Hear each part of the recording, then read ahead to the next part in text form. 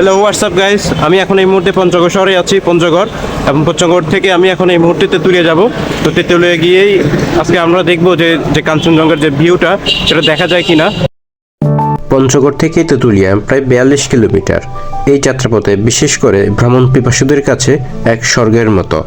রাস্তায় দুই ধারে চা বাগান, যে কারণ মন স্থির করে দেয়। চা বাগানের এই সৌন্দর্য ভ্রমণ পিপাসুদের চোখ জুড়ে যায়।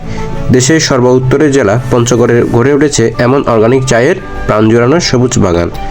এই দেশে অর্গানিক ও দার্জিলিং জাতের চায়ের চাষ হয় একমাত্র তেঁতুলিয়ার বাগানগুলোতে। আমি এখন এই মুহূর্তে তেঁতুলিয়া শহরে আছি এবং তেঁতুলিয়া এবং এই যে তেঁতুল যে একটা গাছ দেখা যাচ্ছে, এই তেঁতুল গাছের নিচে আমি এখন আছি। এবং এই তেঁতুল গাছ নামানুসারেই কিন্তু এই শহরের নাম রাখা হয়েছে তেঁতুলিয়া। আর এই তেঁতুলিয়া থেকে আমি এখন যাব হচ্ছে কাঞ্চনজঙ্ঘার ভিউ দেখার জন্য। তো আপনারা আমার সাথেই থাকুন।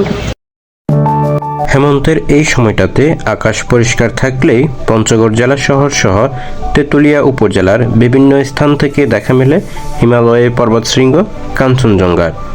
তবে এবার স্বল্প সময়ের জন্য উত্তর দিকে কাঞ্চনজঙ্ঘা উঁকি মারলেও তেমন একটা স্থায়ী হয়নি।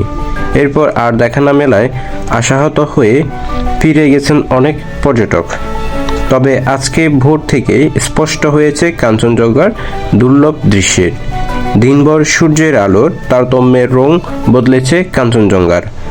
আমার যেতে লেট হওয়ার কারণে এতটা স্পষ্ট দেখতে পাইনি, যেমনটা আপনারা আমার ভিডিওতে দেখতেছেন।